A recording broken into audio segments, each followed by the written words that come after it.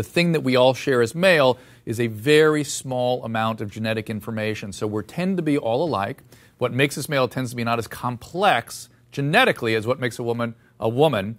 And women have been driving themselves crazy for years. And what are men thinking? What's the strategy? Why isn't he calling me back? Why don't you call back? Let's start with that.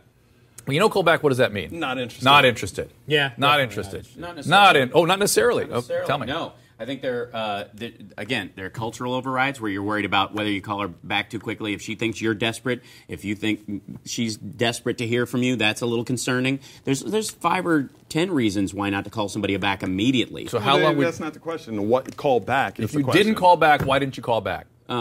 It could be that a better offer came along. She turned out to be awful. The sex that she held back for so long was actually terrible. Okay. Like I said, I think not interested summarizes. Yeah. The women outside our studio. She wouldn't then. This woman outside the studio had a basic question for us. Let's check it out. So I want to know where's the best place to meet some guys? You know, and these days, I'm sort of surprised to hear that question when you've got the internet and all these sort of new ways of making contact. You're smiling, Mike. The best place to meet someone, that whether it's a boy or a girl, is where you're not usually going to meet boys and girls. Right. Nightclubs, bars, places like that. Probably a bad place to meet someone for a worthwhile, meaningful relationship. I'm not saying it doesn't happen, but chances are low at the places where you typically go to meet someone to develop a relationship that you're going to actually meet someone there. That's why there's 6.5 billion people on the earth. Apparently, people are meeting, somewhere they are these meeting. Same ritualistic cultural points.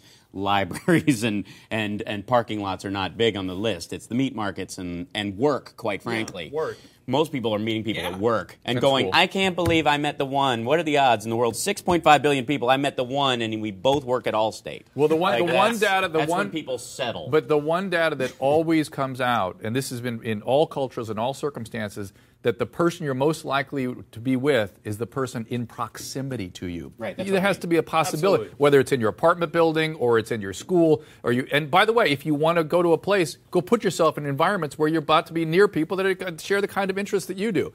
Facebook. Here is Julie. She asks, and this drives me crazy. Is it all about the game? Are we really supposed to act not interested in order for men to be interested in us? Come on, Mike. First of all, try looking like your actual Facebook picture. This applies to both sexes. Yes. I think that's, if you want to boil it down to what people want, I think they want you to look like what your online personality says you do.